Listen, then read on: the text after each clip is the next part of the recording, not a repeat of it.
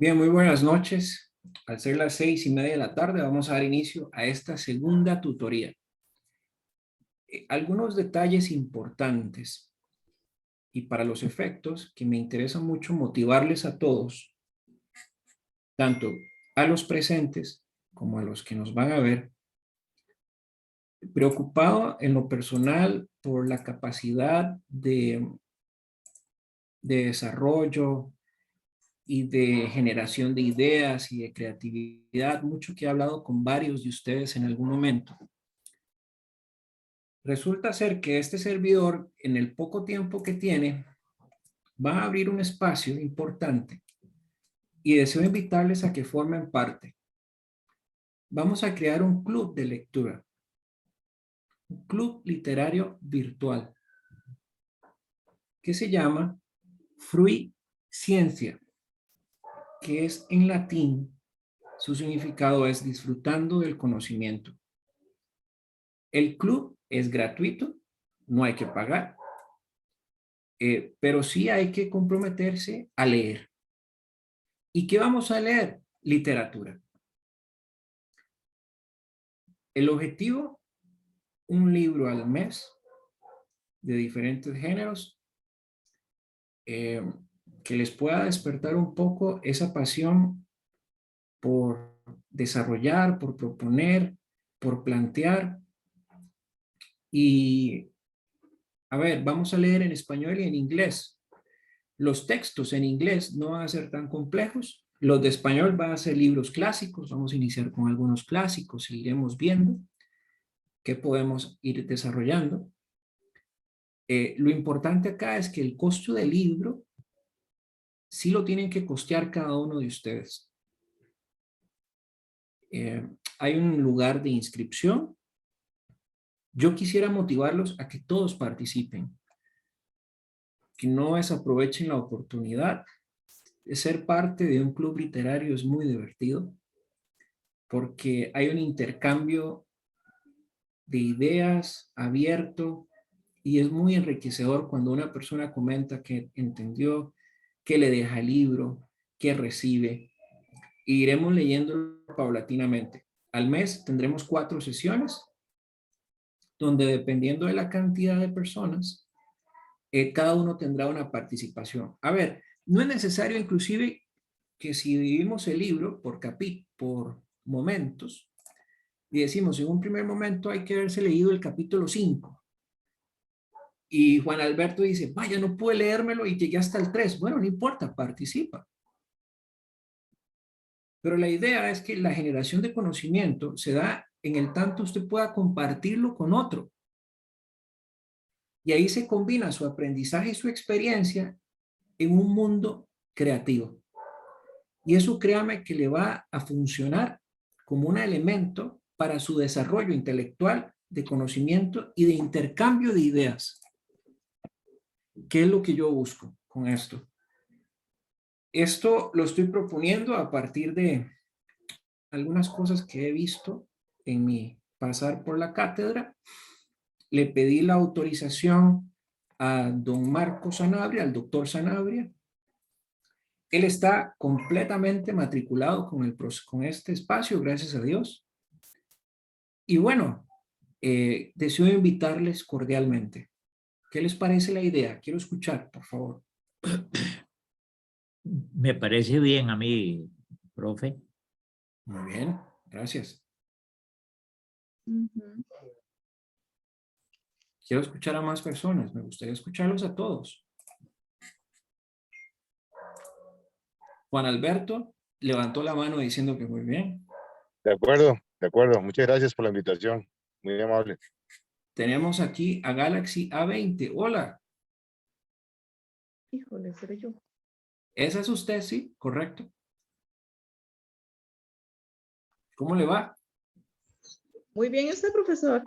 Muy bien, llegó en el momento idóneo, porque estamos hablando sobre un club literario que vamos a abrir en la cátedra.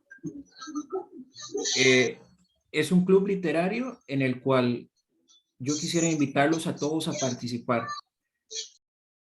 Dalila, ¿cómo le va? Hola, hola, buenas noches, profesor, ¿cómo está? Muy bien, ¿y usted? Bien, La gracias a Dios. le oigo, pero no le veo. Aquí estoy. A ver, déjeme ver si ya la veo.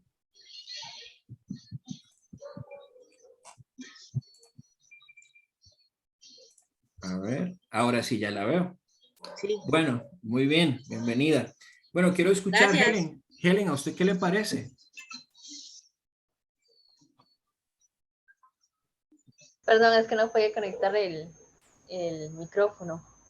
En realidad sí está muy interesante. La cátedra, pero digamos, para hacer club, para formar parte Nada del más club. tienes que inscribirte. Y esa Sí, pero inscripción no tiene ningún costo, no tiene nada. El único costo será adquirir el libro.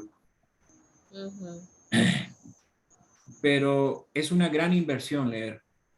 Es una sí, claro. muy buena inversión.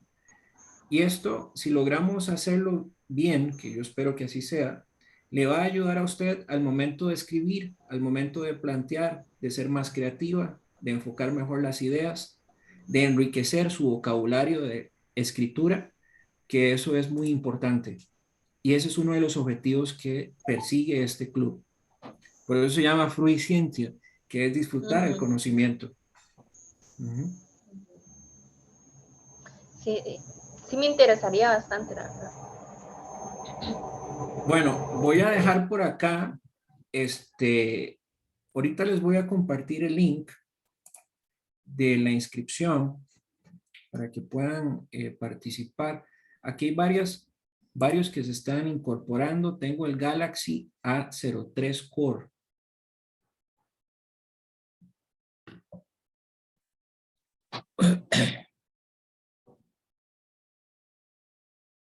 Hay una persona que acaba de ingresar con el Galaxy A03 Core.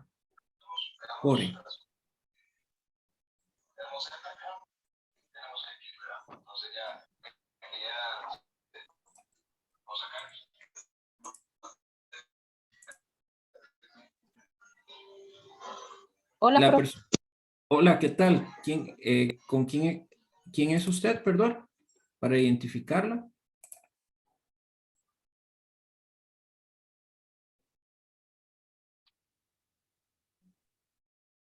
Como que no lo logramos. Bueno, ahorita tal vez nos va a comentar. Bien, en fin, el link del registro está en la plataforma, en el foro de avisos, para que usted por favor ingrese, complete los datos, crear el grupo y poder plantear las reglas, que eso es algo, va a ser muy sencillo, y poder definir el libro para leer. ¿De acuerdo? Ok. Bien, ¿alguna duda sobre esto? Profesor, ¿hay varios libros a escoger o es uno que ya está diseñado? No, los libros yo los iré planteando. Tienen cada uno una razón de ser, un objetivo puntual, pero eso lo vamos a ver ya cuando hagamos el grupo de WhatsApp. Yo les diré cómo iremos a trabajar, cómo serán los trabajos. No hay que desarrollar nada, simple y sencillamente leer. Y los espacios que vamos a tener van a ser de intercambio. Y por lo general los grupos de lectura son muy bonitos. Yo participo en 4, 2 a nivel internacional y 2 aquí a nivel local. Y es una experiencia muy enriquecedora, porque el escuchar la opinión de otro sobre una lectura, también uno ve a través de otra persona diferentes realidades. Y eso usted lo enriquece como ser humano. Y aparte de que las lecturas son muy de siempre. Vamos a leer clásicos, vamos a leer literatura, vamos a leer eh, obras costarricenses, obras latinoamericanas, etcétera, etcétera.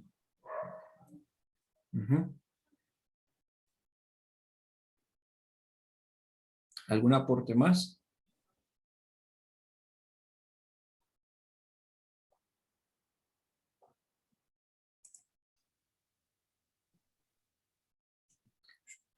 A ver, esto es como cuando uno está en el cine y está viendo una película y dice, a la pucha, y se queda todo el mundo en silencio pensando, ¿y esto qué es? Esto no es obligatorio, por supuesto, ¿verdad? Esto es un espacio que vamos a crear para que todos puedan participar. Pero la idea es leer y divertirse en la lectura y poder generar mayor capacidad de desarrollo, algo que sí he visto en los estudiantes de la UNED y creo que ahí podemos contribuir bastante en eso. Lo que en una asignatura a veces nos cuesta, ¿verdad? En un club literario es más sencillo. Sí, porque es un espacio donde no hay evaluación, usted puede ser usted mismo, entonces no tiene que preocuparse por una nota. Pero bueno, don Guido, no sé si le atendí su consulta.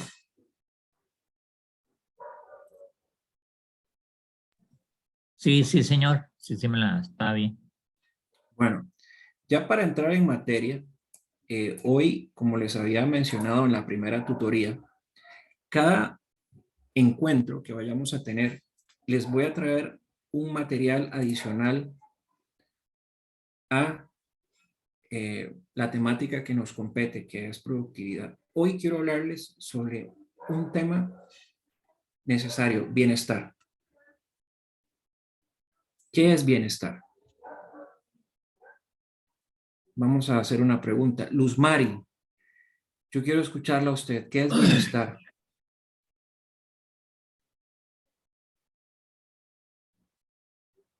Recuerde activar el audio, por favor.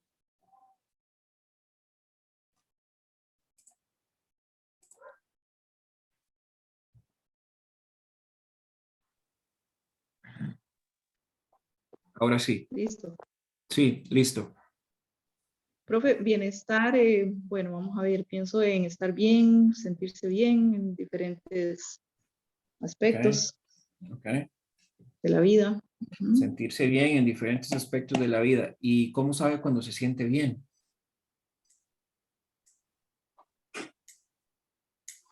Vamos a ver, porque creo que para sentirse bien, pues eso también depende un poco como de las expectativas de cada persona, ¿verdad?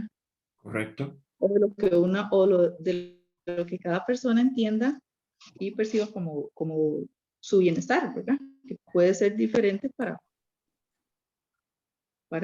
puede ser diferente en cada caso, ¿verdad? De cada persona. O sea, cada quien puede tener su idea distinta de lo que es bienestar de acuerdo a su, a su perspectiva. Efectivamente, pero imagínese usted entonces que usted está en una empresa donde le piden y le piden hacer cosas y tiene que ser productivo, pero a la vez tiene que sentirse bien. En las empresas hoy es muy poco usual hablar sobre bienestar. ¿Cómo se siente una persona? ¿Cómo está la parte humana, la parte emotiva? Y en dicha tesitura de la conversación que voy a crear con este espacio de hoy, yo no sé si usted se identifica con esta imagen, con estas caras. En algunos momentos estamos felices. Vea la posición de una de las manos. Estamos en una posición neutra, defendiéndonos en la expectativa de las cosas. En otra, estamos muy vulnerables. Y en otra, ni siquiera queremos vernos a nosotros mismos, volcamos la cara porque pasamos muy enojados. Y aquí el meollo del asunto es, ¿por qué se dan tanto estas transiciones de estados emocionales? Profesor, Sí, señor. vieras que yo he venido un poquito decaído, especialmente esta semana. He venido como, digo yo, como con la moral baja. Y menos me es tan agradable que usted hable de esto, el bienestar, porque uno en el trabajo, como usted dice, hay que rendir y en la casa rendir y bueno, todo el mundo le pide siempre lo mejor. Y bueno, yo siento que he venido un poquito bajo, pero a ver que me voy a recuperar bien. Vieras cómo le agradezco estas palabras suyas, porque cuando escogía el tema de valor que les quería traer, este me sonó como, no sé, tal vez como una diosidencia o una iluminación, pero quería hablar sobre el tema de bienestar y traigo a un video que después del video creo que usted se va a sentir un poquito mejor. Hoy en día vivimos en momentos donde los desequilibrios emocionales nos ganan. Tenemos que lidiar o sentirnos muertos, vacíos, secos por dentro, o sentirnos vivos. ¿Cómo está lidiando usted con sus desequilibrios emocionales? ¿Cómo está usted pasando de esos retos, de esos problemas, a que sean testimonios edificantes? Y lo que voy a decir en esta parte de este espacio, yo quisiera que usted tuviera una mente abierta y me escuche y ponga la mente en blanco. ¿Por qué? Porque voy a decir cosas que tal vez para algunos puedan sentirse, me lo está diciendo a mí, pero se lo estoy diciendo a usted, su ser interno. Las naciones viven momentos de mucha incertidumbre. Hoy más que nunca se habla sobre una recesión mundial a las puertas. ¿Cómo le va a golpear eso a usted económicamente? ¿Qué va a hacer? ¿Cómo va a sobrevivir? Y cuando usted ve estas cosas, entonces surge otro elemento importante. Siempre las civilizaciones han vivido en constantes excesos. Yo le pregunto, ¿usted vive con lo necesario o quiere vivir con más de lo necesario? No me responda. ¿Qué está haciendo para usted nutrir su ser interior? ¿Qué es lo que usted está haciendo para nutrir su ser interior? ¿Y quién lo nutre? Y le voy a decir una cosa a todos. Los seres humanos, por lo general, somos cajeros automáticos de emociones. Cuando nos enfrentamos a alguien que nos viene y nos comenta una situación, o estamos intercambiando o socializando cosas, llegan las personas y nos empiezan a quitar. Nos quitan emociones, nos quitan paz, nos quitan salud, nos dan insomnios, nos generan estrés. Los problemas de las personas se nos convierten en parte de nuestra vida. Pero ¿será que tal vez por eso precisamente hoy a las personas les cuesta el tema de la solidaridad? ¿Qué tan solidario es usted con el otro? Y esto por el ruido social. ¿Está más preocupado usted o preocupada por quedar bien o por impactar positivamente en la vida de las personas que tiene a su alrededor?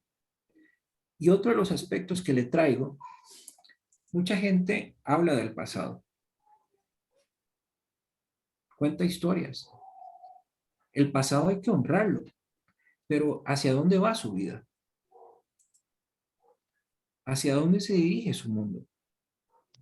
¿Es usted una persona que consume el mundo de otros que han creado o es usted parte de alguien que ha logrado crear su mundo, su propio ser? Ese lugar habitable en donde usted quiere estar. ¿O usted depende de otras personas para sentirse bien? Entonces, ¿qué es lo que pasa? Que la vida misma en sí es un instante. Por eso es que la vida es efímera.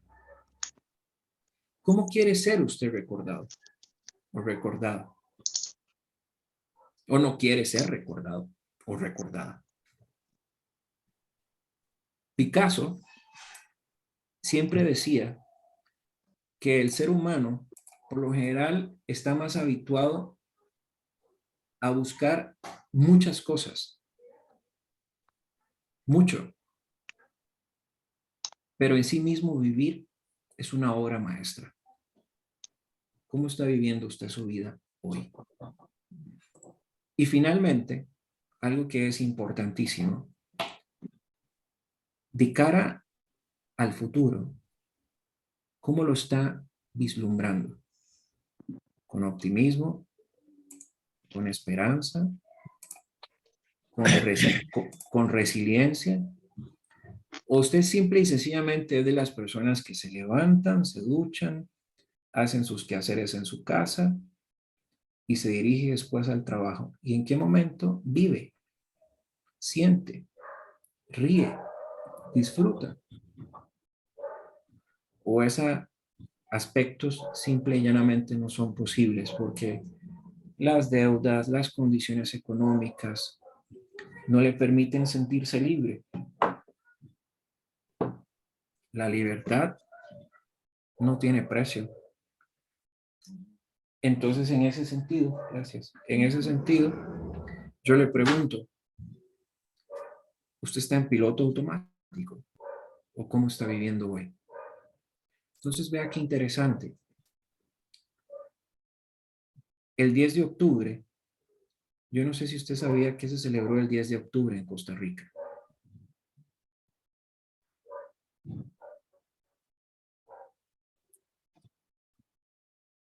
Voy a hacer un ejercicio.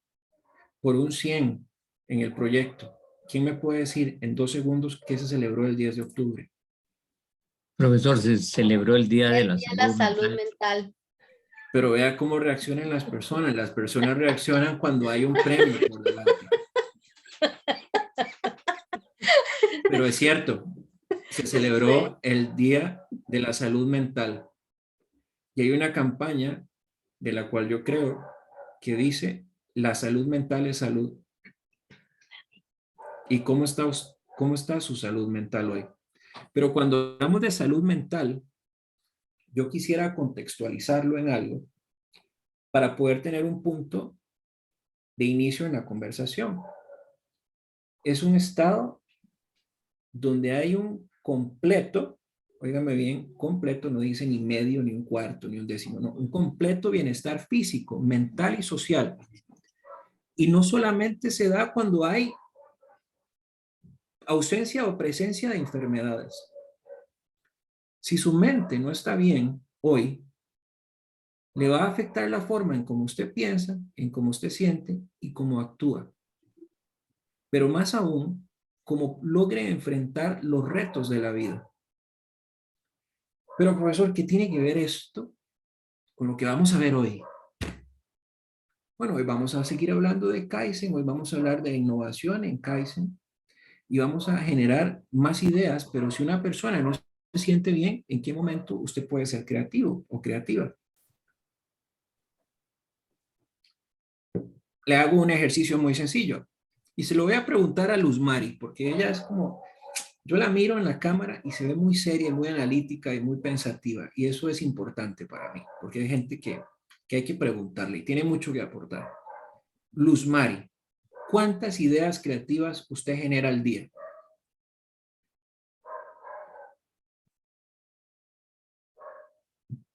Recuerde activar el micrófono, por favor. Gracias. La verdad no sabría cuantificarlas o realmente no me he puesto a pensar como en, eso, en ese número, ¿no? Ok. Uh-huh. Esa es una respuesta honesta. Le voy a preguntar a las hermanas, no les voy a preguntar porque están muy entretenidas con el helado, pero sí les voy a preguntar a Helen, que está muy entusiasmada con la clase. Quiero preguntarle cuántas ideas usted genera al día. Sí, igual que la Disculpa. compañera. Por cantidad no sabría decirle, pero Okay. por lo general uno sí pasa pensando, idealizando en todo el día. Okay, muy Sí, bien. piensa en muchos aspectos de la vida, en el trabajo, en el estudio, en la vida personal. Perfecto. Perfecto. Entonces, alguien me dijo disculpe, ¿verdad? ¿Quién me dijo eso? Yo, profe, porque mi nombre es Helen también, entonces no sé, usted dijo Helen, ¿verdad? O escuché mal. No, también dije Helen, pero bueno, ya que usted quiere participar, participe y encienda la cámara para conocerla. No la reconozco.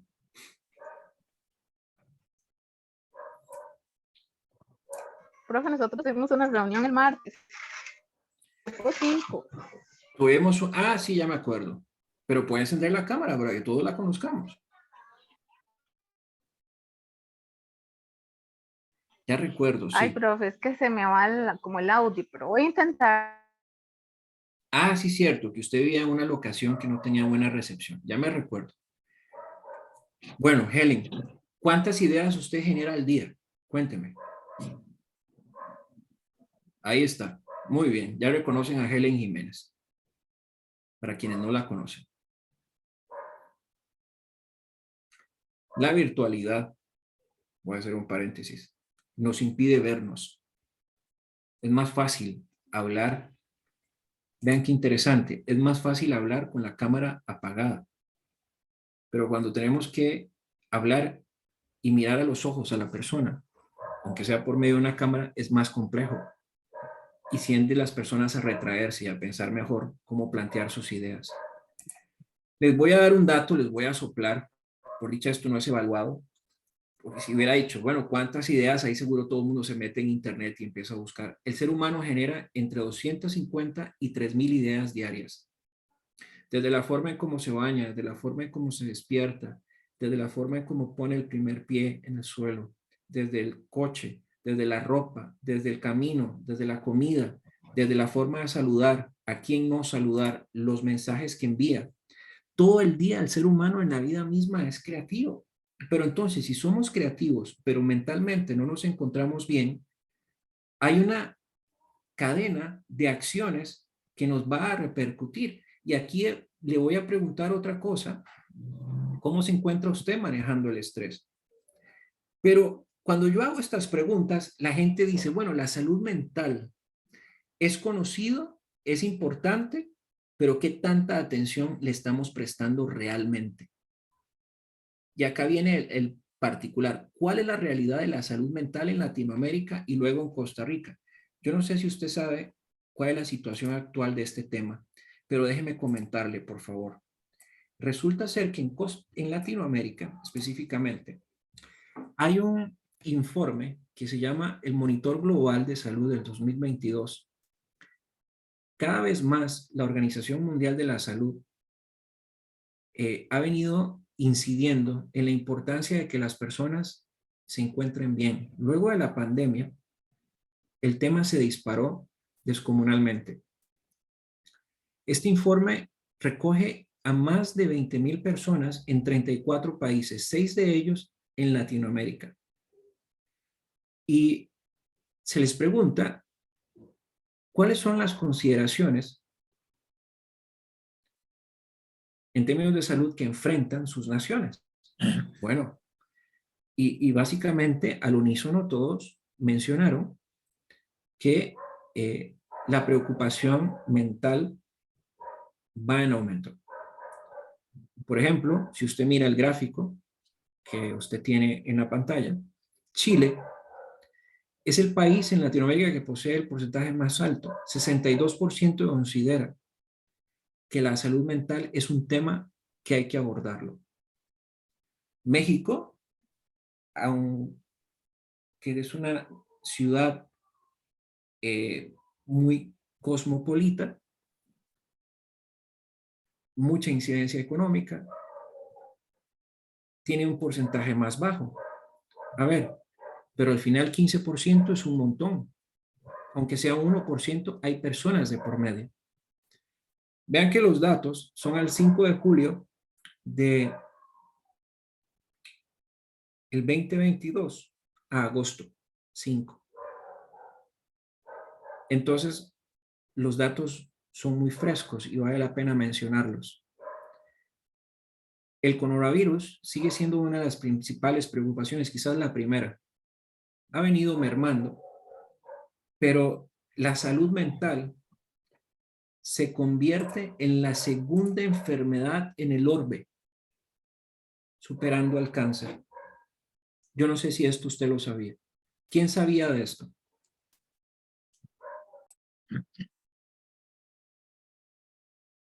Profe, que de hecho también de ahí las personas no están acostumbradas a ir al psicólogo, ir al psiquiatra, porque dicen, no, es que yo no estoy loca, yo no necesito ninguna de esa atención. Y eso es obviamente erróneo, ¿verdad? Porque así Sí, como vamos al médico general para que nos vea el estómago, porque nos duele o por X cosa, igual tenemos que asistir al psicólogo o al psiquiatra para que nos atienda a la salud mental, ¿verdad? Y también tantas personas que no van, eso también afecta las estadísticas. Correcto, correcto. Y ahora, vea qué importante lo que nos están diciendo por allá. nuestras amigas que nos tienen la boca hecha agua con esa comida y esos helados que han comido y todo esto demás, ¿verdad? Juan Alberto levantó la mano. Juan Alberto. Sí, gracias. Sobre eso, Jack y compañeros, lo que yo he visto, por ejemplo, es que ahora las organizaciones, bueno, empresas que tienen la opción, ¿verdad? Están invirtiendo en temas de salud mental, ¿verdad? Específicamente, bueno, hay salud financiera, salud mental, la parte psicológica, porque se ha visto, como lo estás diciendo ya, que sea eso, es un tema de mucho interés para las organizaciones donde ya no solo las multinacionales, sino también las locales, ¿verdad? Invierten en tener una línea exclusiva para que usted llame 24/7 y si hay alguna situación donde tienes que ver el tema mental o el tema psicológico, por decirlo así, ya vieron que no es moda, es necesidad. Es necesidad porque Así hay es. muchas cosas que están sucediendo y lo estás mencionando, Jack, de que el tema si está por encima del cáncer, ya las personas se enferman, ¿verdad? Y el tema de estrés psicológico, la parte de trabajo, etcétera, se vuelve pesado, ¿verdad? Entonces creo que esto también es importante para Correcto. considerar lo que las organizaciones ya lo están viendo y en temas de capital humano y recursos humanos, esto es una extra, un salario emocional, muchas veces lo vemos así, pero sí es parte de lo que ya se está poniendo sobre la mesa. Precisamente, ahora que bien lo mencionas, un ejemplo de esto es que mañana una gran empresa acá en Costa Rica me ha invitado a dar una charla. He preparado un guión que habla de profecías autocumplidas, es decir, cómo usted se nutre la mente y cómo usted ha esperado su vida y cómo pasar de un estadio negativo al bienestar. Sí, en un auditorio acá en Costa Rica. Pero bueno, hago el comercial porque quiero darle ahínco a este comentario de que es efectivamente las empresas hoy están invirtiendo en cómo manejar las emociones de las personas.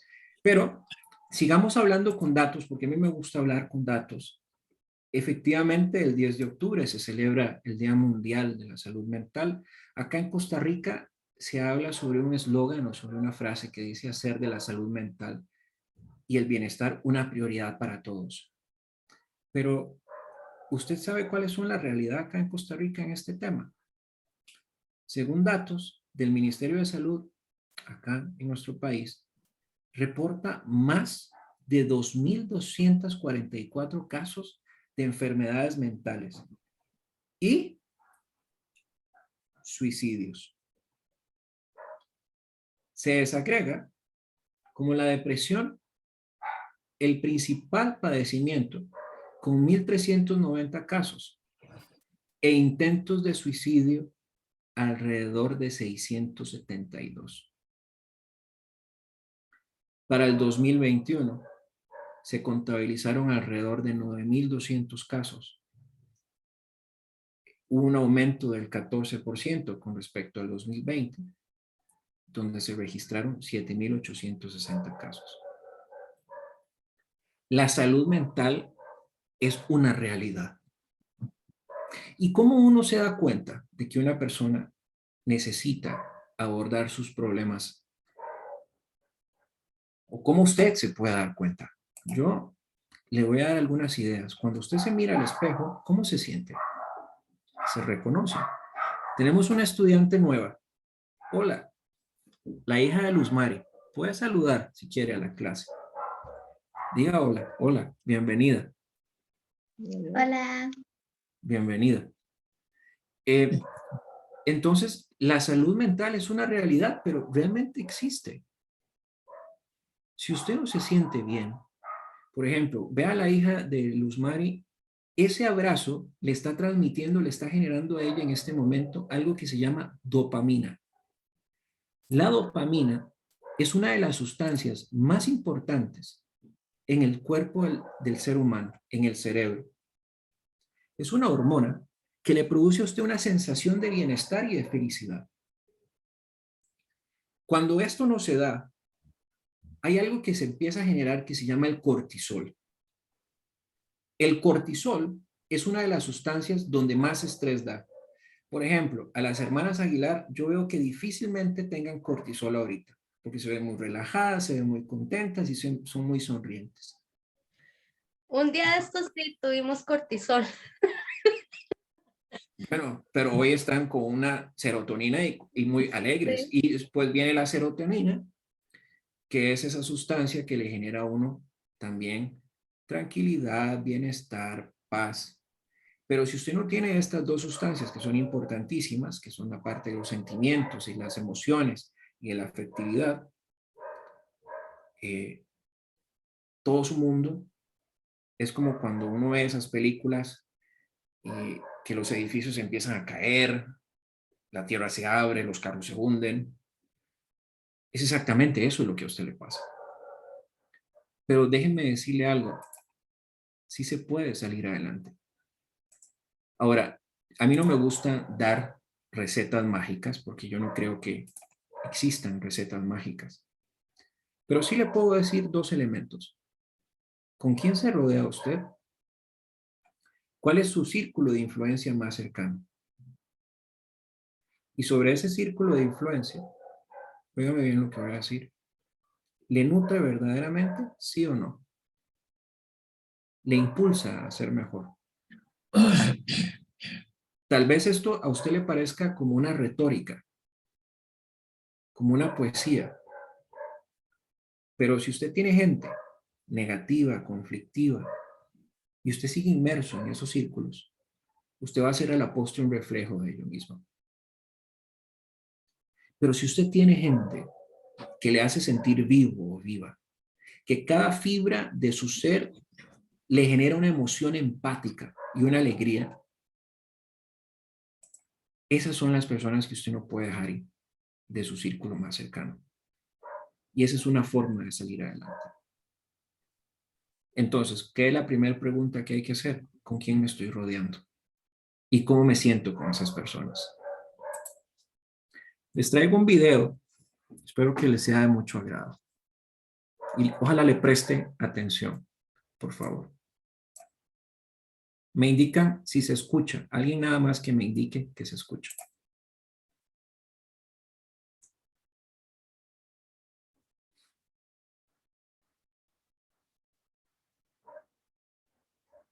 ¿No se escucha? No, señor. ¿Se escucha? No, no, señor. Ok, gracias. Voy a ver qué pasa. Un momento, por favor. Compartir sonido. Ahora sí. Muy bien.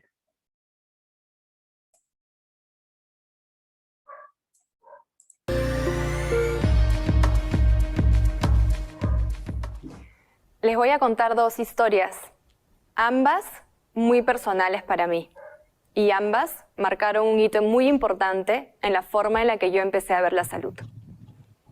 Siempre fui muy observadora, pero sobre todo muy curiosa. La primera historia. Los viernes era tradición que mi abuelo venga a casa a almorzar. Semana tras semana empecé a notar que su humor no era el mismo, su sonrisa se había esfumado y su tolerancia era cero. Verlo así me generaba muchísimo malestar. Ver a una persona que uno quiere pasarla mal suele ser bastante desagradable. Pensaba que a lo mejor, haciéndolo sonreír, algo en él podía cambiar, de repente ese día o esa tarde. Terquedad es mi segundo nombre y como adolescente lo era aún más. Así que empecé a repetirle, sonríe, Awi, sonríe. Y no paré, hasta que a regañadientes, luego de un rato, lo hizo. Ese día, al despedirme de él, lo acompañé hasta el carro y cuando se iba le grité, no te olvides de sonreír. El viernes siguiente vino a casa y había impreso muchos stickers con caritas felices. Me dio demasiada ternura. Me dio uno para que yo no me olvide de sonreír y juntos pegamos uno en la parte de atrás de su agenda, que ha sido siempre como su tercer brazo. Unas semanas después fui a visitarlo a su casa y encontré que había pegado los mismos stickers en todos los espejos de la casa. Y no solo en los espejos, sino también en otros lugares que él consideraba estratégicos. De esa forma, todos los que pasáramos por esos sitios tendríamos que sonreír al paso. Es increíble cómo una sonrisa puede cambiarlo todo.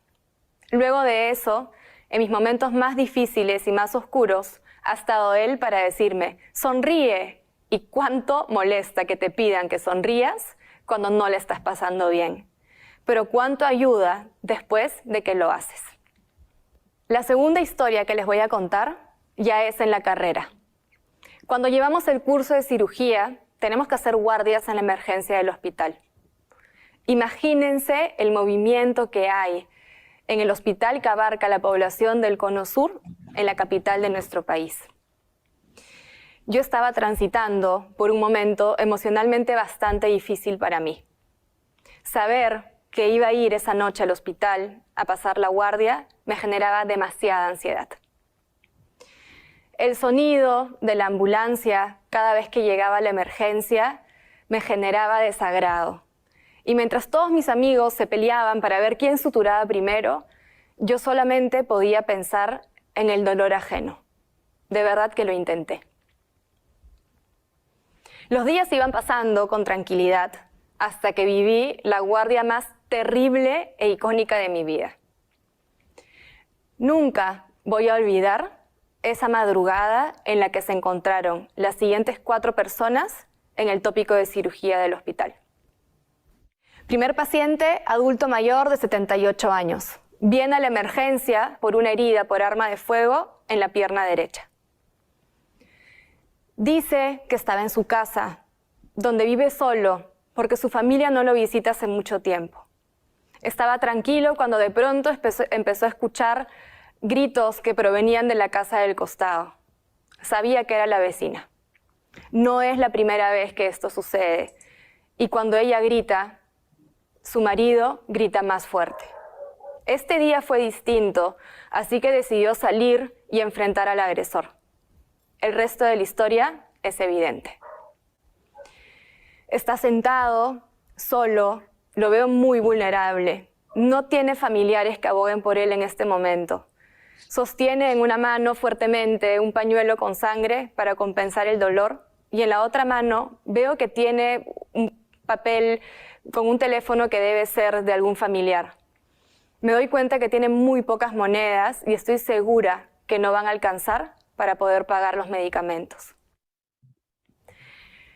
Yo no podía ver un adulto mayor con una herida por arma de fuego.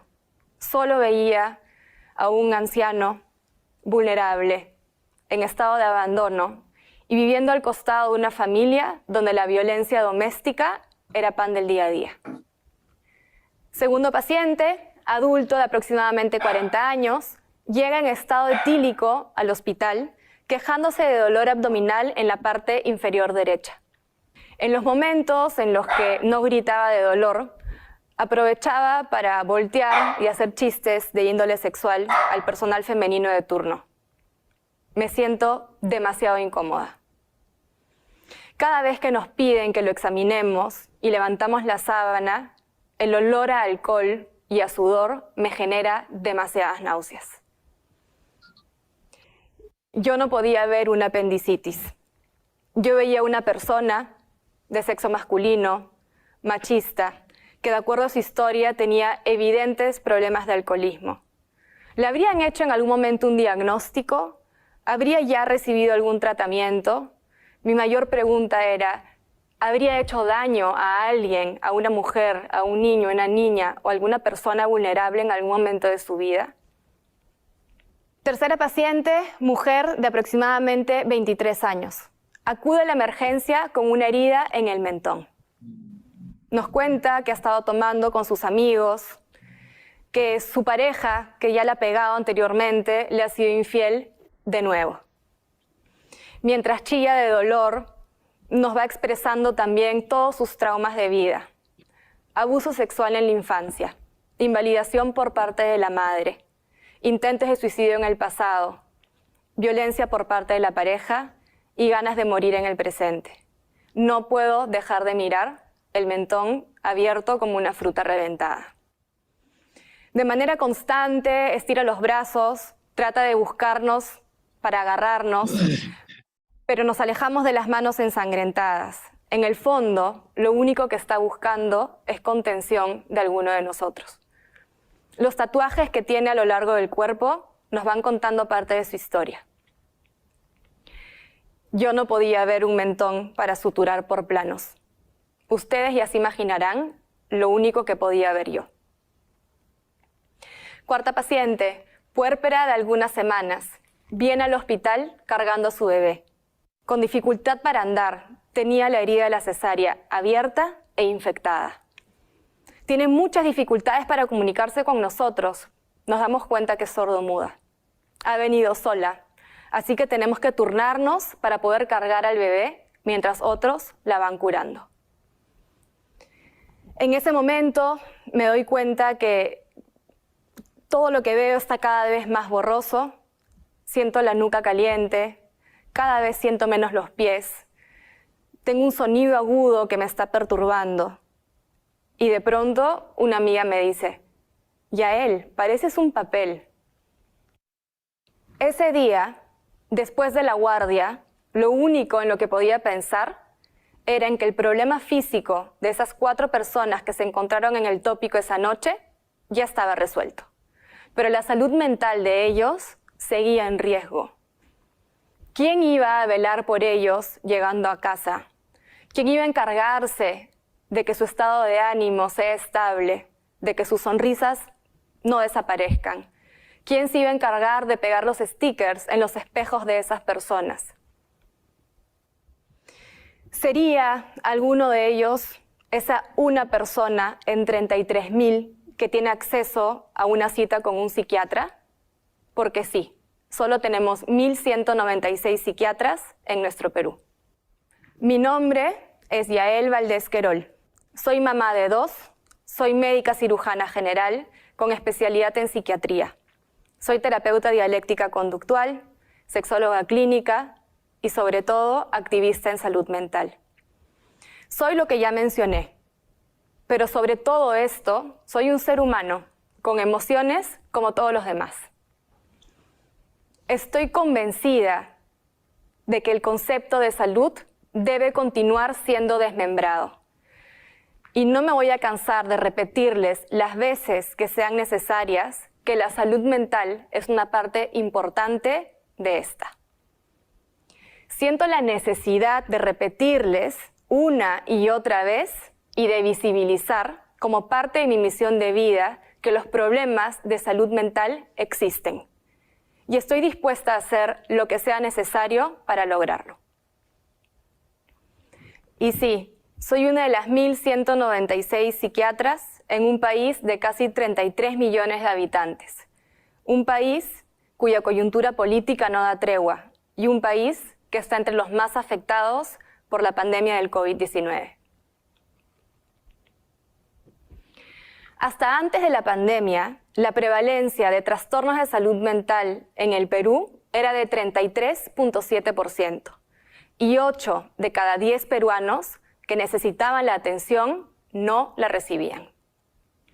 En un estudio publicado recientemente por el Instituto Nacional de Salud Mental, indican que tanto los problemas de salud mental como la violencia en niños y adolescentes se ha incrementado en un 50% durante la pandemia. Podríamos decir que el suicidio es la etapa final o más crítica del sufrimiento emocional. Es para muchos el último paso o la salida ante la desesperanza, ante el miedo a no mejorar o ante la ausencia de alternativas de solución. La última información que tenemos en relación al suicidio es aquella publicada por la Organización Mundial de la Salud, cuya data es del 2019. Indica que al año 800.000 personas se quitaron la vida. Estamos hablando de una persona cada 40 segundos. Para ser un poco más gráficos, pueden imaginarse que en lo que puede durar una charla de TEDx hay 27 personas que se quitan la vida. Y por cada persona que se suicidó, hubo entre 20 y 30 que lo intentaron y no lo lograron.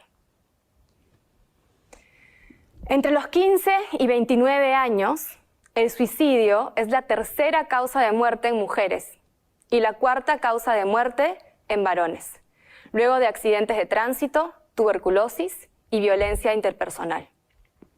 ¿Pueden imaginarse las cifras espantosas que vamos a ver cuando salga el informe de la OMS con la información recolectada en los años 2020 y 2021, estando en plena pandemia?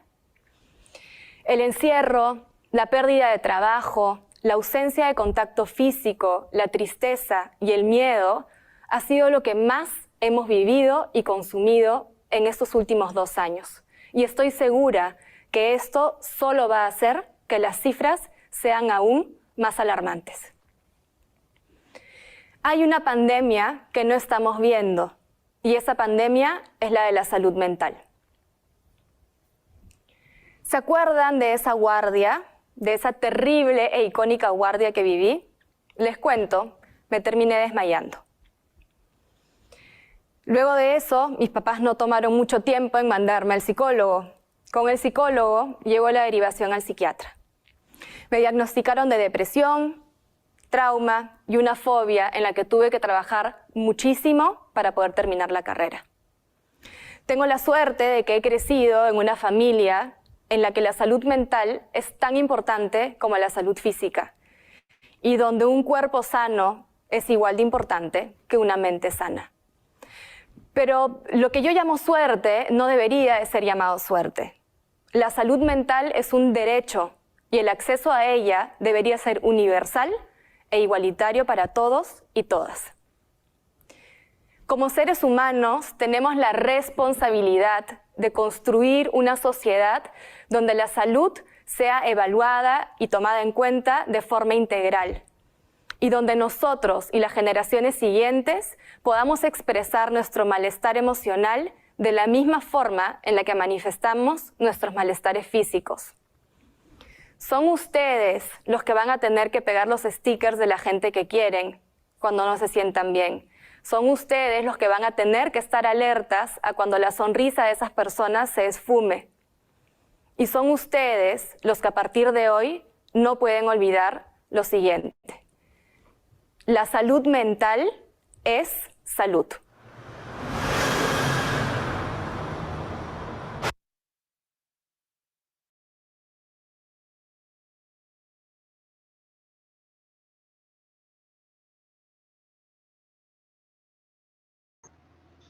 Disculpe, profesor, es que no se escucha. Gracias. Yo creo que más claro no puede ser. Ahora, ¿qué hace usted por su salud mental? ¿Qué hace usted por su salud mental? Entonces, ya para terminar esta parte y entrar en materia, les quiero hablar sobre algunos temas que son trascendentales de entender, como lo es el capital psicológico. El capital psicológico es un estado positivo donde usted puede desarrollarse. Y este está fundamentado en 4 aspectos. En primera instancia, el tener confianza. Pero esa confianza en sí mismo o en sí misma. Y acá es donde yo quiero invitarle a que se vaya desconectando del piloto automático. ¿Qué es un piloto automático? Bueno, lo que se vivió en la tarea, que para nadie es un secreto, muchos de los proyectos quisieron tomar el ascensor y no las gradas. ¿La grada qué es para mí? La grada del aprendizaje, la grada del desarrollo, la grada de pensar, la grada de analizar. Y el tener confianza también implica el asumir tareas que nadie quiere. ¿Cuántas tareas usted asume que otros no quieren? Y le voy a hacer un ejemplo. Todas las personas que han tenido un impacto positivo en el mundo y que son muy poco conocidas, son los que principalmente hacen cosas que nadie quiere hacer. Y esa es la parte de ser uno mismo eficiente. Ahora, optimismo. Realizar atribuciones positivas. Vea, hágase este ejercicio. Durante el día, ¿qué abunda en su mente? ¿Pensamientos negativos o pensamientos positivos? Y cuando usted los comunica, porque usted los tiene que comunicar con alguien, cuando usted los comunica, ¿usted habla positivamente o habla en negativo? Hay otro aspecto que se llama la esperanza. Esa esperanza de preservar muchas veces ante la imposibilidad, pero hacia un objetivo claro y conciso, donde usted logre alcanzar el éxito. Y en momentos como hoy, donde vivimos ambientes tan convulsos, en lo económico, en lo político, en lo social, viene la importancia de hablar de qué tan resiliente es usted. ¿Cuál es su capacidad de adaptarse a los cambios? De detenerse y decir, necesito detenerme por un instante para poder redireccionar mi vida y poder atender en el corto, mediano y largo plazo los objetivos que finalmente deseo alcanzar. Vean qué interesante. Comúnmente dentro de las organizaciones, escuchen, en la parte humana, el capital humano hace referencia a lo que usted sabe. En la parte social es a quien usted conoce. El capital financiero se reconoce cuando es qué es lo que usted posee. El capital psicológico viene a definir quién es usted. Si yo hoy preguntara quién es usted, ¿qué me diría? Cuando usted se ve al espejo, ¿qué ve? ¿Qué se mira? ¿O no quiere verse? Porque puede suceder eso, que también no quiera verse, no quiera reconocerse, no quiera identificarse. Y en esa tesitura, por lo general, todas las personas nos sentimos atraídas cuando hay gente agradable y que le enriquece. Pero ese enriquecimiento se da no cuando a usted le dicen todo lo que usted quiere escuchar, sino cuando usted tiene la capacidad de oír todavía aquello que nadie le quiere decir. Y precisamente ahí es donde viene, y aquí quiero llegar a las preguntas que hice inicialmente. ¿Quiénes conforman su círculo de influencia? ¿Quiénes le nutren? ¿Realmente le motivan a alcanzar sus sueños? ¿Y cómo lo hacen? O más bien van en contra de todo esto.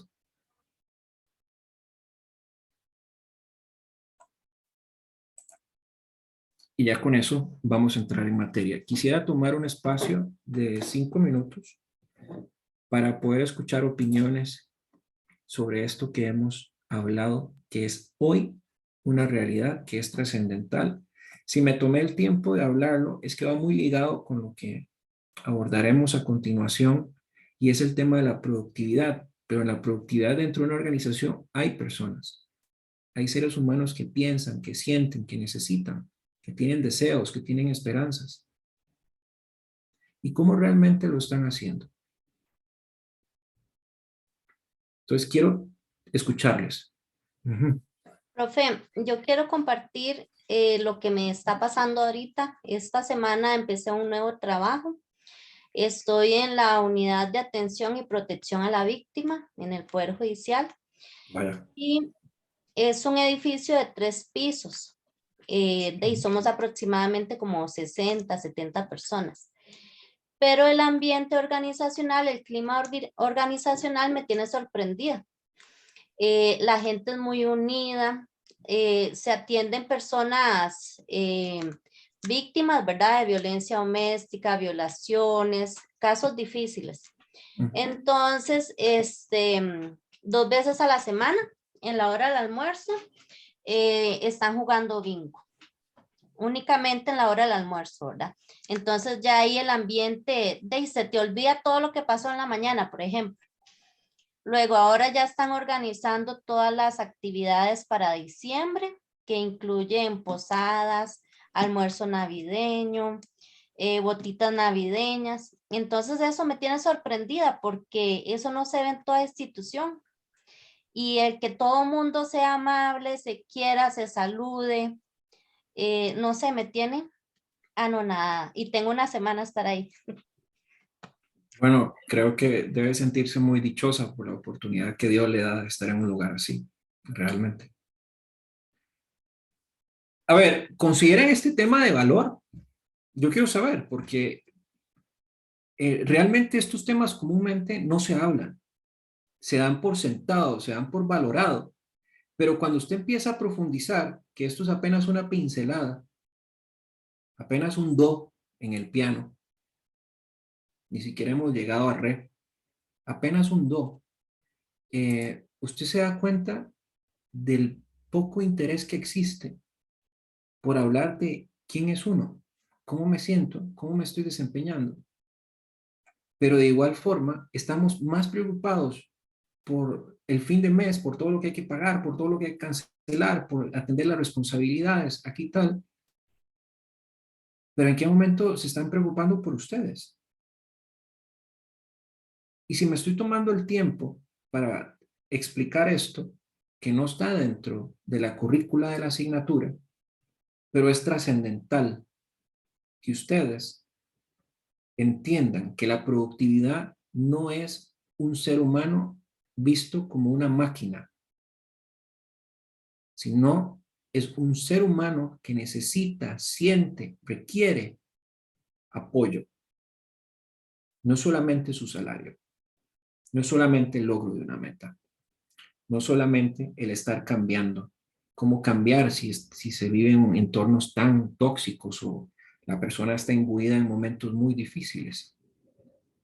Con los que he podido conversar en los grupos de trabajo, les hacía la alusión de que si era la oportunidad de conocerse. Muchas veces no conocemos a quienes tenemos alrededor cuando trabajamos. No sabemos qué les gusta, qué no les gusta. Algunos pasan más mirando el teléfono, distraídos. Y usted va, por ejemplo, a un restaurante, haga el siguiente ejercicio. ¿Cuántas personas hablan en el restaurante? La mayoría de las personas están viendo el teléfono. Un ejemplo de ello es que nos hemos habituado a la virtualidad, no encender la cámara. No tienen que encenderla si no la quieren. Yo siempre la he encendido. Porque es un efecto de que usted se siente y crea más cercanía. No es lo mismo hablarle a una pantalla en negro que hablarle a una persona que está del otro lado. Y eso es algo que sí es importante que consideren siempre. La cercanía, la tecnología es un habilitador, pero no tiene que definir el ritmo de cómo usted socialmente interactúe. ¿De acuerdo? Bien.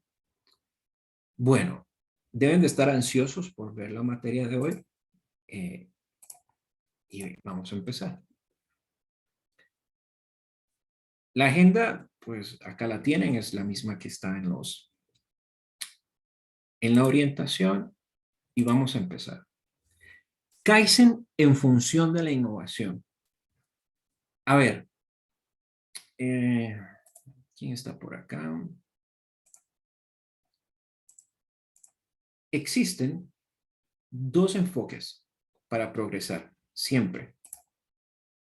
Un primer enfoque, que puede ser gradual, y otro que puede ser completamente abismal. O sea, algo que yo puedo hacer de a poquito y otro que yo puedo brincar completamente a otro lugar. Ese salto, por lo general, hoy en día, en el campo de la innovación y dentro de las organizaciones, usted lo va a reconocer como disruptivo, diferente. Sin embargo, cuando hablamos de Oriente, la parte oriental, las empresas están más vistas a enfoques graduales. Entran al mercado, producen, mejoran una característica, vuelven a ingresar al mercado, mejoran otra característica, vuelven a ingresar al mercado. En cambio, en la parte occidental, para que quede un poco más claro, Estados Unidos, en Estados Unidos y en este lado de la región, somos más de dar cambios más abismales. Y entonces acá viene un tema que florece y que es importante mencionarlo. ¿Qué tanto apetito usted tiene por el riesgo? ¿Le gusta a usted el riesgo? ¿O no le gusta? Usted me puede decir, pero profesor, ¿por qué el tema del riesgo? Bueno, porque una compañía en el Oriente es más calculadora y por lo general no les va a gustar más el riesgo, no toman más riesgos porque son más estructurados, más de procesos, más de hacer las cosas de una forma ya planificada. En Occidente, no por nada se han desarrollado lugares como Silicon Valley, empresas de alta tecnología, donde han buscado liderar ese futuro y establecer el camino para alcanzarlo. Ahora, la administración, específicamente en Occidente, la innovación, el libro hace mención a que le brindan un tipo de culto, más yo no lo creo de esa forma, pero sí lo menciono para que sea concordante con lo que ustedes van a leer o ya leyeron, que yo me imagino que todos los que están aquí ya leyeron el libro y se lo saben de memoria. Y si yo hiciera una pregunta ahorita, pues todos me van a poder responder. Pero hoy la innovación es una necesidad. Usted, por ejemplo, es una marca, es una empresa, tiene que innovar. No puede seguir haciendo más de lo mismo porque va a obtener los mismos resultados en el tiempo. Para poder crear oportunidades, usted tiene que ir a esas oportunidades. No va a estar sentado en su anaquel, en su escritorio, esperando que las oportunidades le lleguen. En tal sentido, si vemos y lo ligamos con el tema del Kaizen, el Kaizen, rara vez usted va a ver cambios dramáticos de un pronto a otro, es decir, va a verlo visible, lo que usted pretende. Pero cuando hablamos de continuamente estar cambiando, va a ir viendo esos cambios de forma gradual. Ahora, ¿cuáles son un análisis de lo que uno podría hablar? Y aquí es una imagen que está en el libro, pero yo la voy a ir desmembrando. Por ejemplo, en el efecto, el Kaizen es de largo plazo, la innovación es hoy, es decir, en el corto plazo, pero es de manera dramática. Y por eso las organizaciones a veces no logran recibirla de la mejor forma. Se sienten abrumados, se sienten eclipsados por los cambios. Cuando hablamos de dar pasos, el Kaizen da pasos pequeños. La innovación da pasos grandes. El itinerario o la hoja de ruta, por lo general, es continua. Y el itinerario en la innovación, hay una línea base de trabajo, pero puede ser intermitente y va cambiando con el tiempo. El cambio en el Kaizen es gradual y constante. En la innovación es completamente abrupto. En el tema de involucramiento, por ejemplo, que es algo tan importante, el Kaizen es todos. En la innovación, unos pocos se matriculan. Y no es porque en la innovación no quieran estar todos, sino que al ser una cuestión de decisión, de percepción y de voluntad, no todos están dispuestos a hacer aquellas cosas que les trujan. Y eso es algo que yo he visto a lo largo de mi trayectoria como profesor. Cuesta mucho ver a gente que esté dispuesta a darlo todo, sacrificar todo, porque hay un costo de oportunidad. Yo dejo de hacer algo para poder hacer esto otro, pero eso implica un costo. Hoy usted escogió estar aquí conmigo, lo cual agradezco y aprecio, pero usted pudiera perfectamente estar viendo una película, comiendo palomitas, cenando. Bueno, algunas ya cenaron y nos hicieron la boca agua, pero bueno, eso es parte de, ¿verdad? Y vivimos con ello. La forma de mantener el enfoque, el Kaizen es colectivo, la innovación en algunos momentos para esos campeones que deciden dar esa milla extra e ir contra todos los posibles no, les genera un poco de fricción, les genera reticencia. Ahora, en la forma de la chispa hay un tema de conocimiento convencional y de estado del arte que el Kaizen brinda. Y en el tema de la innovación hay invasiones tecnológicas constantes. Rosaura, bienvenida. Nada más le voy a pedir, por favor, que si es tan amable de silenciar su micrófono. Gracias. Luego, en los requisitos prácticos, el Kaizen requiere poca inversión, porque es así, al haber ya una estructura, una definición de los pasos a seguir y demás. La innovación va a requerir grandes inversiones para poder hacer que las cosas sucedan a una mayor celeridad. Y así sucesivamente. A ver, pero cuando hablamos de Kaizen, si usted lo enmarca en algo más sencillo, son cosas simples. Y para esto hay ya herramientas definidas, como lo es el diagrama de Pareto, los diagramas de causa-efecto, que es del Ichikawa, el histograma, las gráficas de control, las gráficas de dispersión, las hojas de comprobación.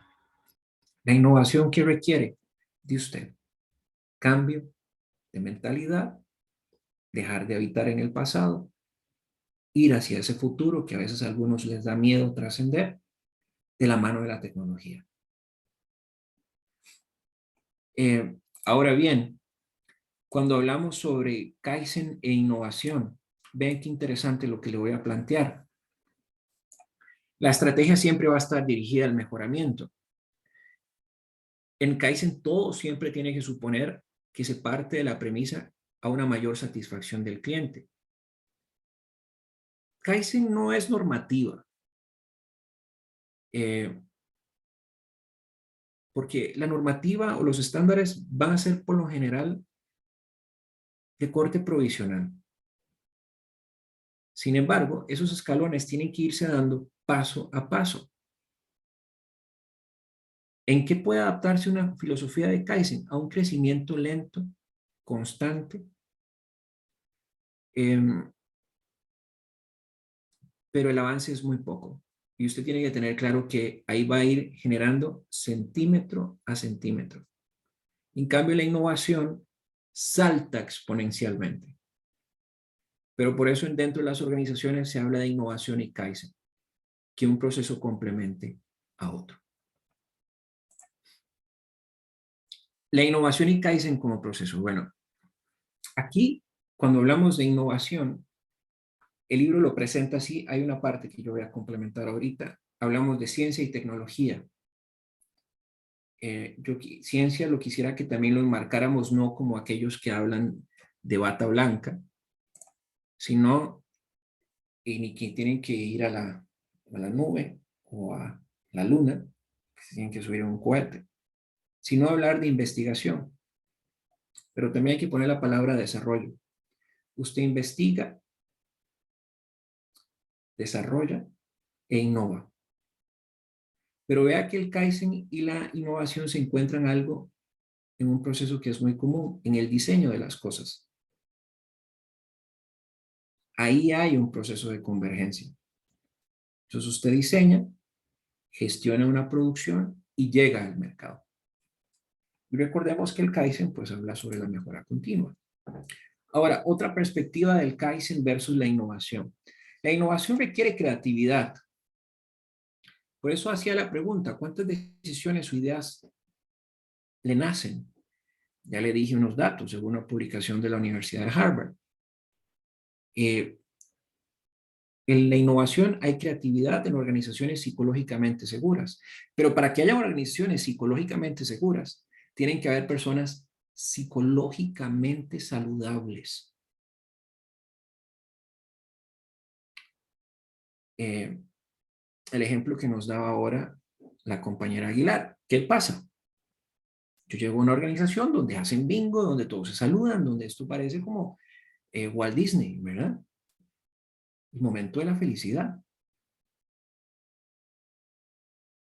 En la innovación es usted y la idea y después convencer. En el Kaizen es más trabajo en equipo. A ver, la innovación al inicio es individualidad, pero ya en el desarrollo, en su génesis real, hay colectividad también.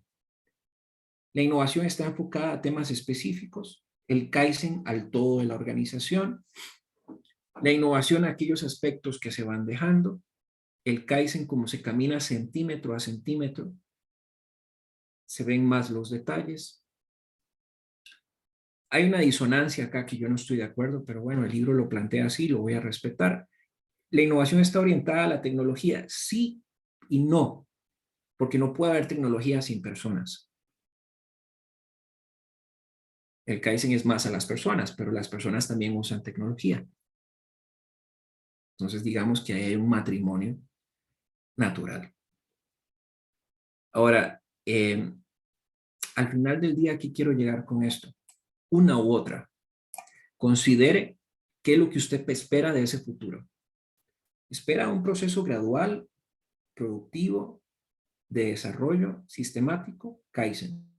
Pero es porque la organización ya tiene garantizada su sobrevivencia. Hoy, en mercados a las puertas de una recesión mundial. Pero como estamos en ese momento, yo le digo, ¿usted quiere avanzar centímetro a centímetro o prefiere innovar? Quiero escucharlos a todos. Entonces voy a ir en orden a como los veo aquí en la pantalla. Helen Patricia Agüero Barquero. Usted está de primera. Como las veo.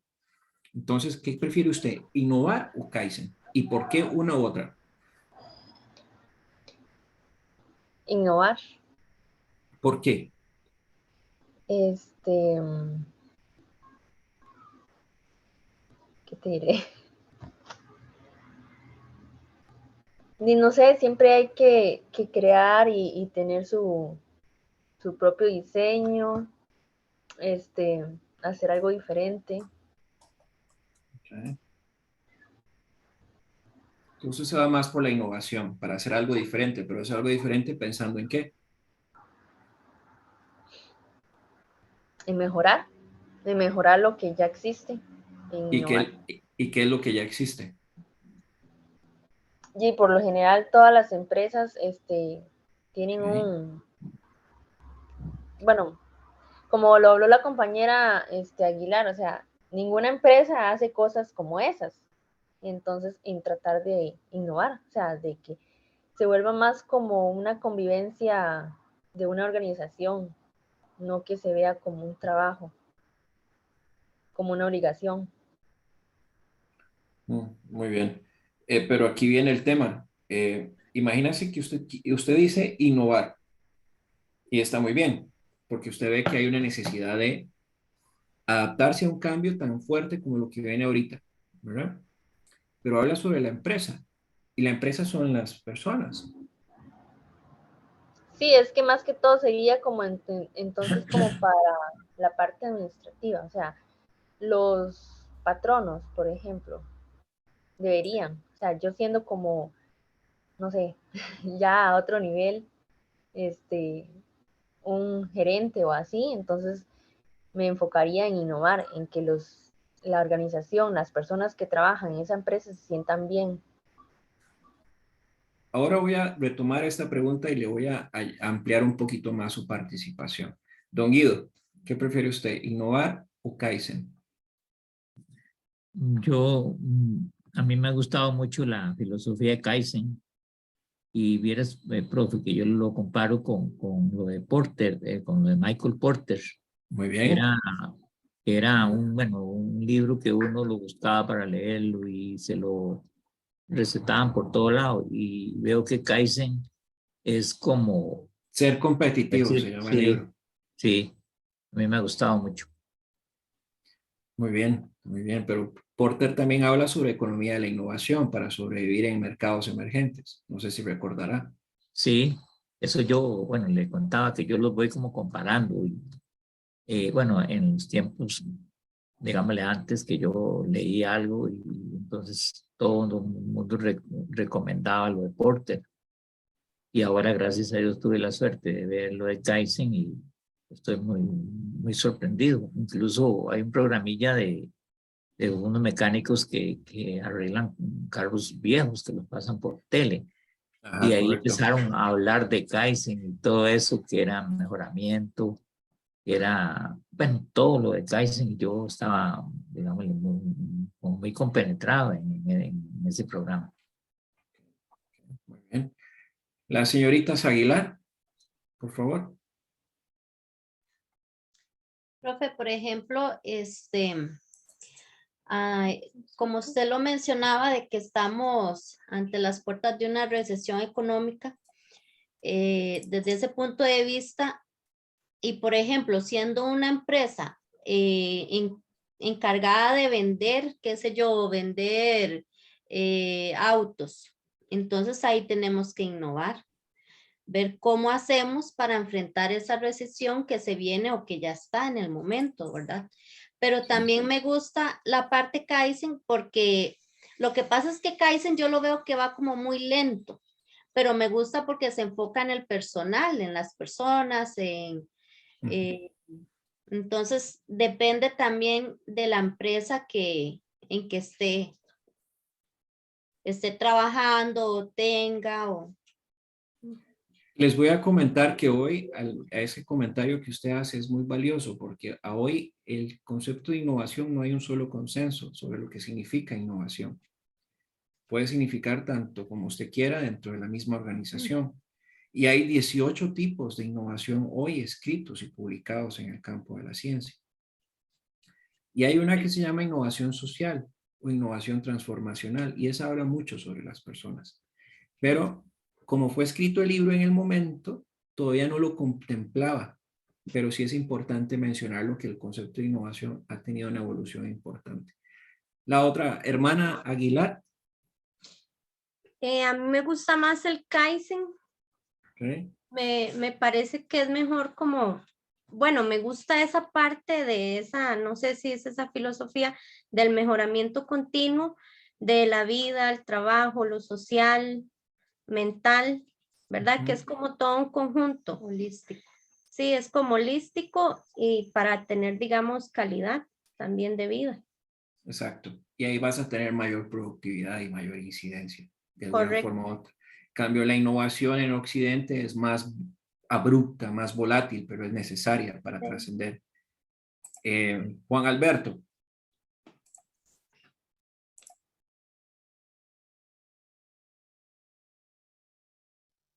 Sí, perdón. En mi caso, creo que estaría muy alineado al tema de tener, ahora vos mencionaste, ya que el tema de convergencia, ¿verdad? Tener una mezcla de Kaizen e innovación. Creo que hoy por hoy los conceptos son de mucha utilidad y se complementan. Hay unas figuras ahí que estaba viendo en el libro, ¿verdad? El libro texto donde habla Kaizen, habla de innovación, habla de mantenimiento. Depende mucho también de la posición, ¿verdad? Obviamente en las organizaciones, trabajo en una organización que más o menos tiene una idea para compartir un número. Ahora que hablamos de números, es que al menos dentro de todo su funnel de innovación, ellos ocupan tenerlo en el área de investigación y desarrollo cerca de un producto por semana innovado, ¿verdad? Ese es el récord, ¿verdad? Que tiene, y creo que el éxito de la compañía es ese, la parte de innovación.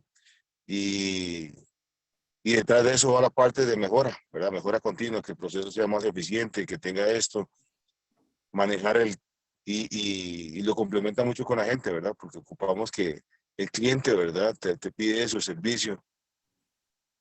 Entonces es fundamental, ¿verdad? Toda esta información y sí, yo me quedo con los dos conceptos, una mezcla de los dos conceptos de acuerdo a la necesidad que se tenga.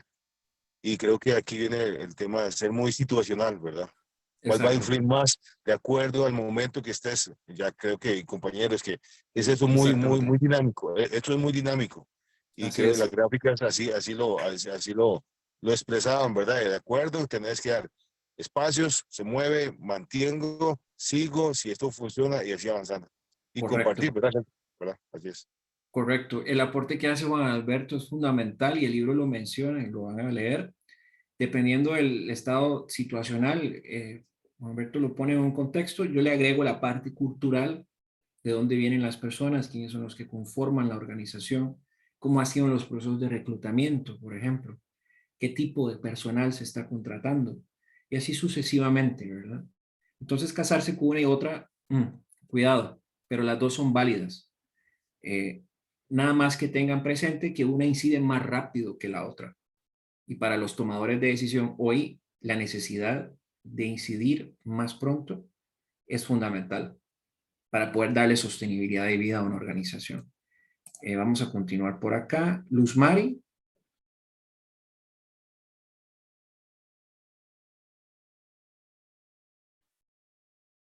Bueno,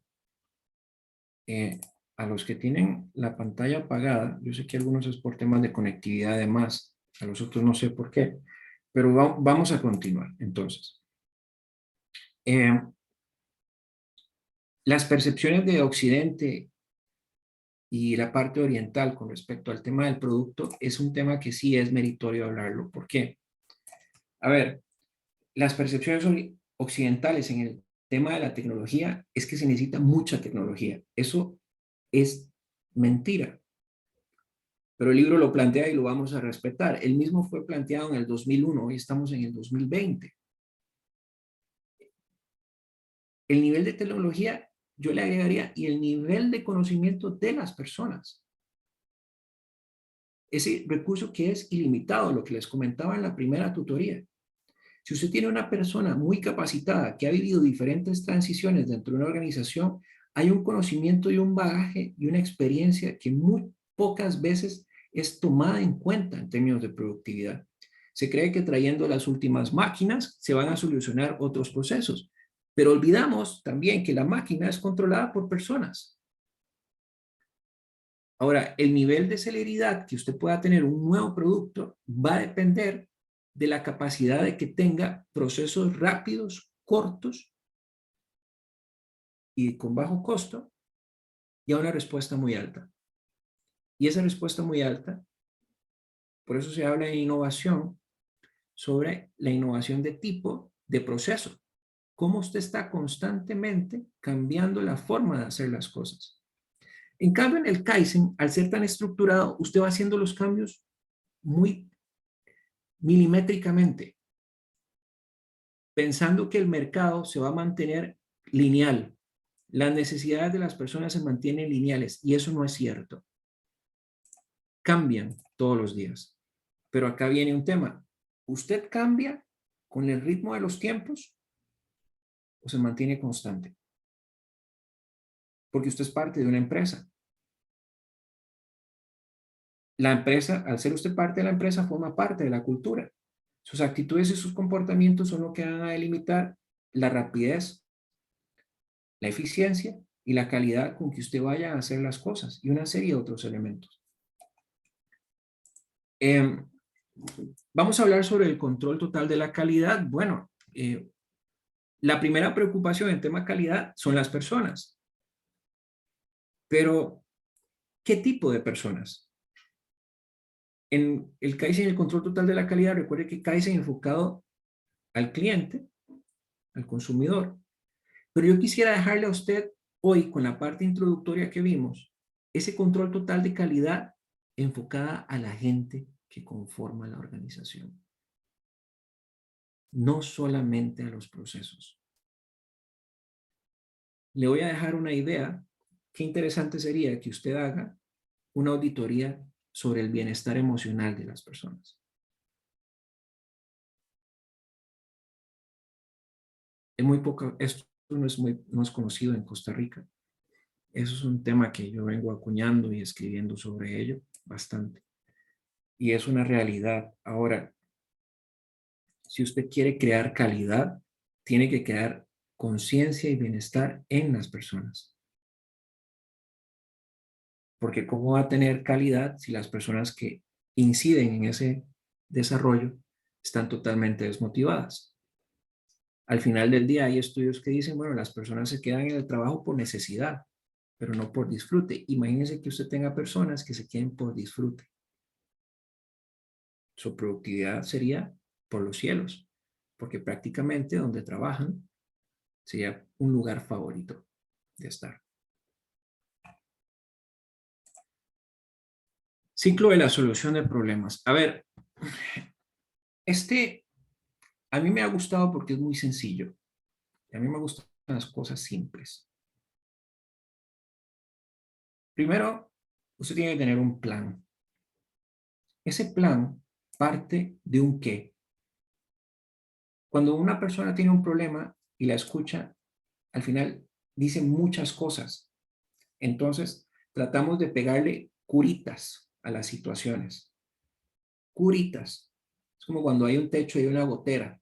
Después hay una gotera en un lado, hay otra gotera en otro lado, y otra gotera en otro lado. Pero no abordamos la raíz del asunto. Entonces, yo quisiera que usted se enfoque en resolver el fondo del problema, no en ponerle un parche a la situación. Dentro de las organizaciones se habla mucho sobre apagar incendios. Es que nos encontramos apagando incendios, la inmediatez. Pero después el problema incrementa, hace increciendo y sigue incrementándose con el tiempo. Pero seguimos apagando incendios. ¿Cuánto le cuesta a una organización estar apagando incendios? Después viene la parte del por qué. Tiene que identificar las causas. Cuando usted las identifica, a veces nos cuesta ejecutar, porque nos cuesta dar ese paso a hacer algo que nadie está dispuesto a hacer. Vea que aquí le estoy dando una continuidad real a la conversación que les di al inicio. Las personas que trascienden y tienen un mayor legado en su espacio social y organizacional son las que están dispuestas a hacer aquellas cosas que nadie quiere hacerlo. No por un tema de gloria, no por un tema de medalla o trofeo o de foto o de luces. A ver, un barco tiene un capitán. ¿Los tripulantes dónde están? ¿A la par del capitán o en el cuarto de máquinas? En el cuarto de máquinas. Porque si no están en el cuarto de máquinas, ¿el barco qué hace? Se hunde. Pero hay personas que quieren ser el capitán sin haber estado en el cuarto de máquinas. Luego viene un tema que para mí es importante, el hacer. Toda vez que usted define las causas, planifica la ruta de trabajo, hágalo. No le dé miedo, inclusive, que las cosas no le salgan bien. Yo siempre he sido un crítico de que nos evalúan con una nota. Para pasar tenemos que tener una nota. Y la nota, el número, a veces no refleja su esfuerzo. Excuse, pero ya después de un día de estar hablando, ya hasta ahora la garganta ya empieza a un poquito a quedarse ahí corta. Tome las gradas de la vida.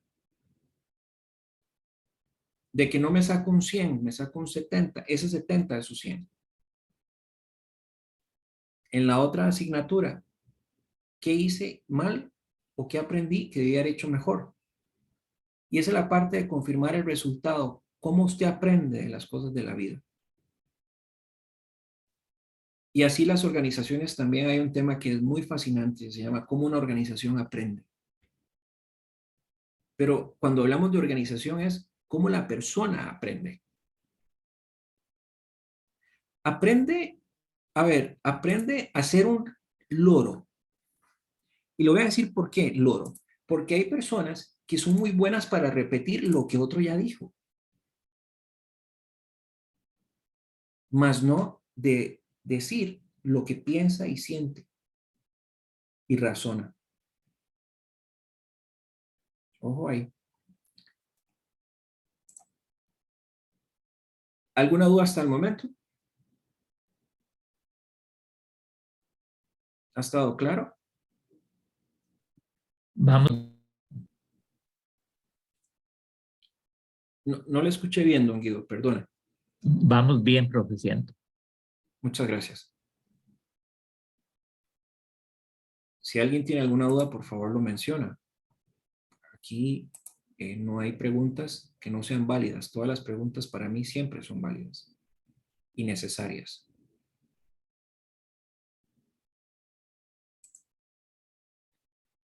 Ok. Profesor, Bueno, dígame, don Guido. Sí, por favor. bueno, era un comentario únicamente, antes que hablamos de los suicidios y eso, oía o me enteré que en Japón es muy terrible, que por la tanta competitividad que hay ahí, Así es. es un país muy propenso a los suicidios y ese tipo de problemas mentales. Sí, y efectivamente porque están sometidos a hacer máquinas tras máquina de máquina. Y son jornadas de jornadas insaciables, porque realmente es así, insaciable la jornada. Y cuando usted tiene una jornada tan extenuante, su cuerpo le pasa la factura, pero también le pasa ¿qué? Su mente. Su mente le pasa la factura. Y hay que tener precaución y prevención de no llegar a esos estadios mentales. Bien, vamos a continuar. A ver, acá vamos a hablar sobre temas de indicadores. Esto usted lo va a leer y yo lo voy a resumir en lo siguiente. Se habla sobre el PIB a nivel internacional, el Producto Interno Bruto. El libro le llama PNP. Yo le quiero hablar sobre el PIB. Me interesa mucho hablar sobre el PIB. Por cuanto el PIB es un indicador, pero ese indicador, nosotros, algunos economistas, a veces pensamos que mide qué tan fuerte es la riqueza en una nación, o sea, qué tan económicamente estable es en función de cómo usted está produciendo, ¿verdad?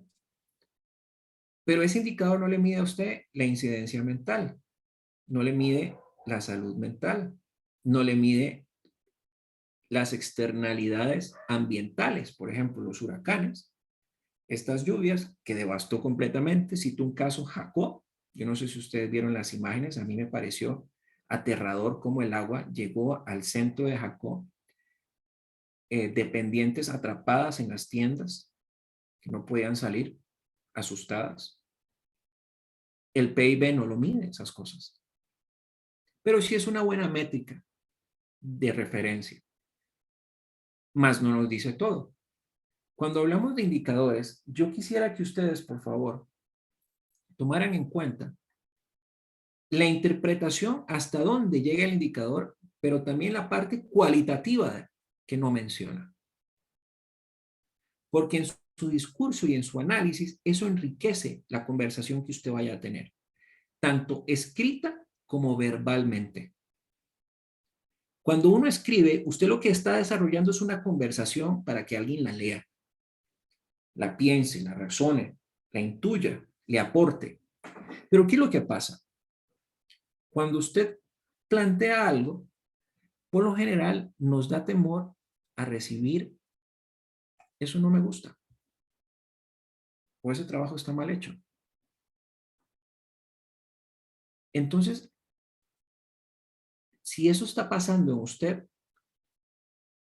es porque usted no es propenso a mejorar. Porque cuando le señalan aspectos, usted lo toma personal. Y sucede igual en el aprendizaje. Los aprendizajes se dan en momentos donde llega una persona que no necesariamente tiene que ser el poseedor absoluto de la verdad. Hoy escribía que cuando una persona se sabe que lo conoce todo, su sentido y su humor para renacer en el conocimiento fallece. Es decir, no hay un apetito por seguir aprendiendo. Llega un momento que se llama el efecto maceta. Se la sabe todas. Y no hay nadie en este mundo que lo sea así. Y precisamente, ¿dónde se da mayores intercambios de conocimiento? En los grupos de trabajo. En la interacción social. Vuelvo a insistir en este punto. Usted lee un indicador del PIB. Hoy estamos en estanflación. ¿Saben lo que es estanflación? Cuando 2 o más periodos económicos, la economía del país no aumenta, se estanca, está estancada y la inflación empieza a aumentar un poco. ¿Dónde lo ve? Vaya usted al supermercado y vea si lo que le costaba 100,000 colones puede comprarlo hoy lo mismo o sale con menos bolsas.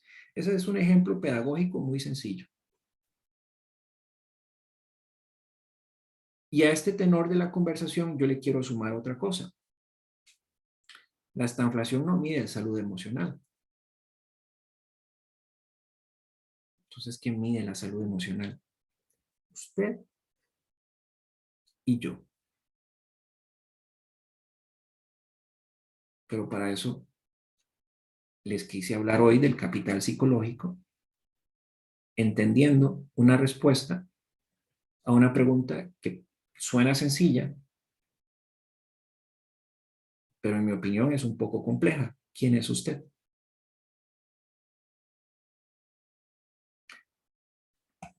Bien. Por ejemplo, ¿qué es el PIB per cápita? Bueno, es el ingreso de lo que recibe cada persona. En Costa Rica, esos son datos al 2020 que les traje por ahí. Más o menos una persona ganaba, empleada, ¿no? $12,000 al año. Aquí usted me puede decir, profe, eso está demasiado alto. Claro, es el 2020. Hoy es mucho menos. Sin embargo, lo que yo quiero decirle es que hay una forma de medir cuánto una persona contribuye o le genera al país. Esa generación es lo que usted puede recibir a través de su esfuerzo, de su trabajo. Promedio. Pero vean que este es un promedio. Entonces, aquí está contemplado entre los que más ganan y los que menos ganan. Y saca una media. Pero esa media puede estar sesgada. Alguien me puede decir, pero profe, ¿cómo es posible que yo, viviendo aquí en Limón, eso yo no lo gano al año? Llego a 10,000, a 9,000 dólares apenas. Y me ha pasado. Hoy en el mundo, 4 billones de personas viven con $4 al día. $4 al día. Hay una realidad muy triste. Lo que está sucediendo con los venezolanos acá en Costa Rica. Se va a San José Centro y por unas imágenes que logré observar, cada 100 metros hay familias enteras, niños. Bueno, saque usted sus propias conclusiones.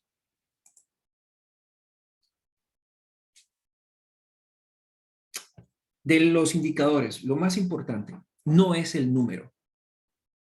Es la interpretación del número y todos aquellos aspectos que se están quedando por fuera del número. Ahí es donde está su contribución suya dentro de la organización de aspectos cualitativos que tienen que considerarse y sus efectos también. Eso es lo principal que yo quiero y precisamente me tomé el tiempo para explicarlo de una manera muy sencilla. Lo que yo quiero que usted entienda con el indicador. El indicador al final del día es un número.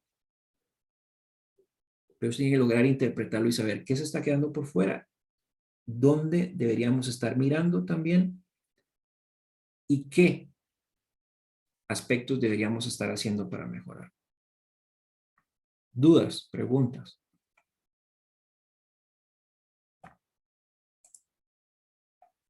Bueno, parece que no.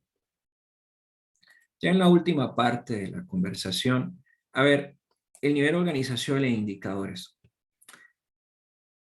Hoy en día está en los sistemas de gestión de calidad que hay uno de los apéndices que tiene para hablar sobre cómo implementar indicadores. A mí el tema de los indicadores me encanta, creo que son útiles, son necesarios, pero a ver, un economista prefiere índices económicos, de industria, macroeconómicos, microeconómicos, en función de los factores de producción. Un ingeniero que busca índices de utilidad, de servicios, de calidad. Un administrador, costos, ingresos. Un contador, básicamente presupuestos y lo que realmente se está consumiendo, ¿no? Porque es la parte de la contabilidad. Ahora, ¿todos estos son útiles? Sí, siempre y cuando usted no se quede en el dato. Voy a ser enfático en esto y quiero poner el dedo en el renglón. ¿Qué es lo que pasa en muchas organizaciones? Que se quedan solo en el dato. Logramos una utilidad de un 10%. Perfecto. Pero ¿por qué no fue un 20%? ¿Por qué no fue un 30%? ¿Por qué no fue un 40%? No, pero es que era un 10%. Ok, pero ¿por qué no hicimos un 20%? ¿O qué tenemos que hacer para llegar a un 20%, o un 30%, o un 40%? ¿Me siguen con esto que estoy planteando? Okay.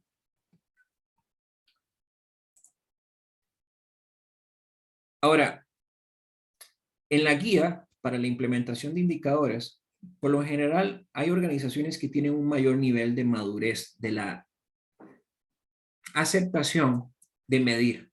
A nadie le gusta que lo midan, que lo controlen. A nadie, yo creo que a nadie, porque le quita la libertad. Pero hay que hacer un trabajo cultural y dar a entender que los indicadores son necesarios para saber en el momento en que la organización se encuentra y dónde tomar acciones puntuales para implementar mejora continua.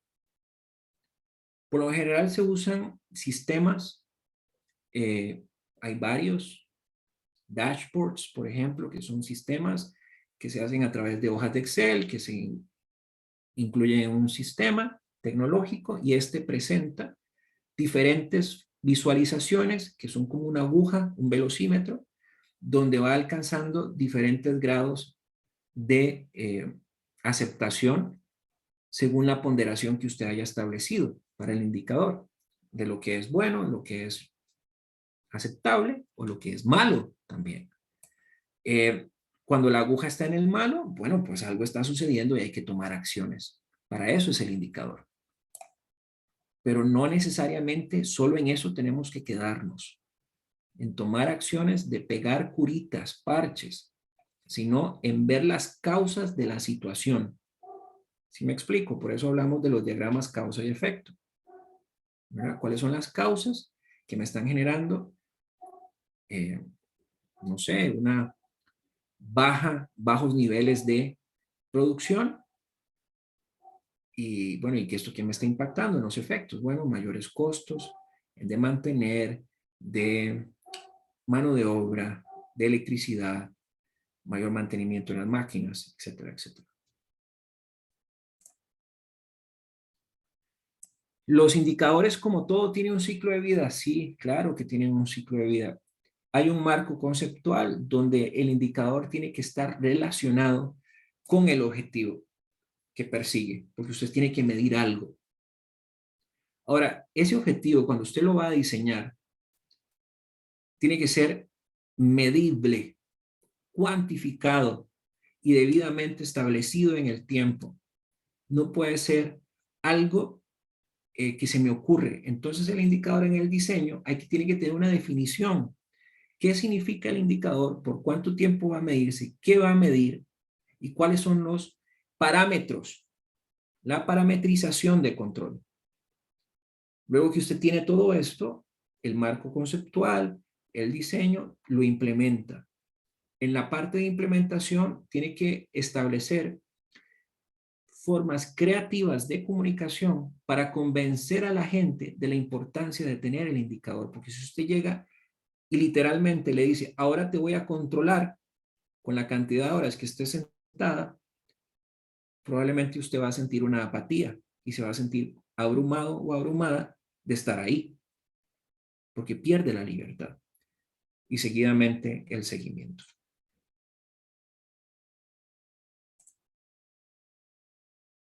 Hay niveles de indicadores, pero todos parten de dos elementos que son para mí trascendentales a explicar. ¿Qué queremos ser? ¿Qué es la visión como organización?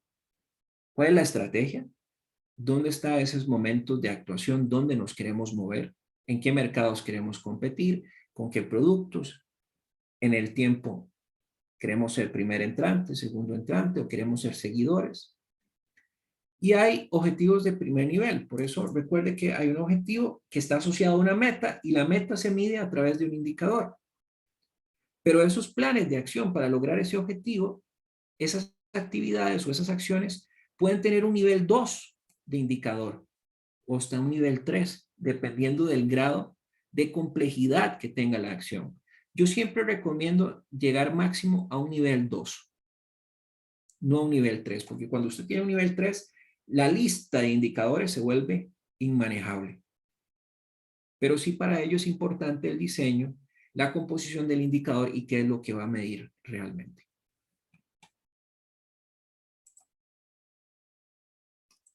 Y como decía Cerati, con esta me despido.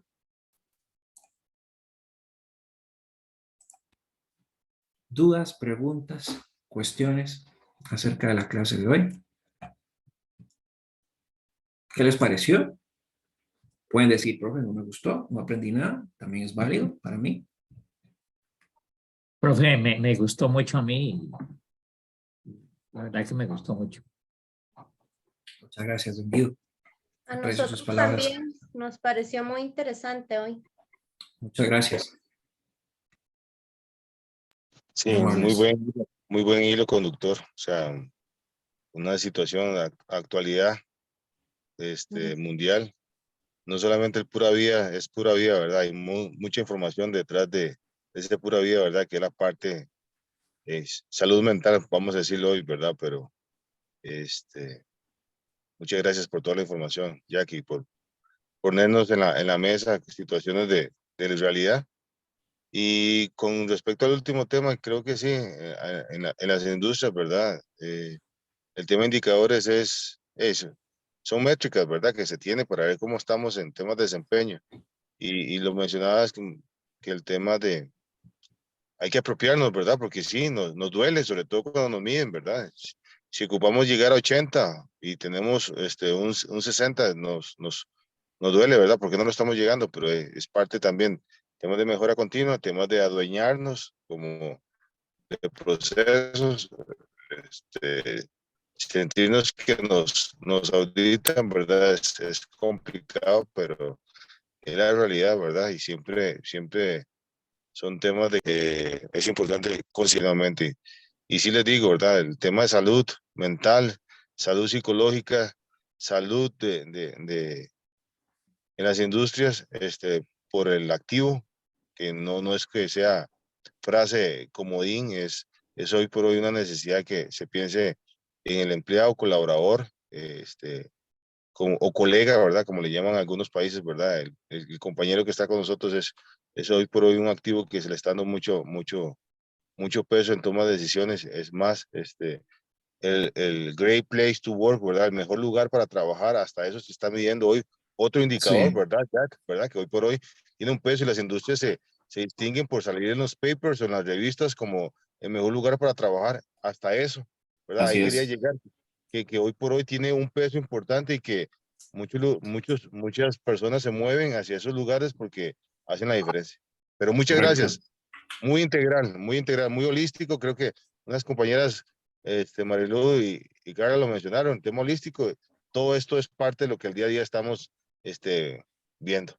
Gracias. Viviendo. Muchas gracias, Juan Alberto, por sus palabras. No sé, ¿alguien más que desee participar?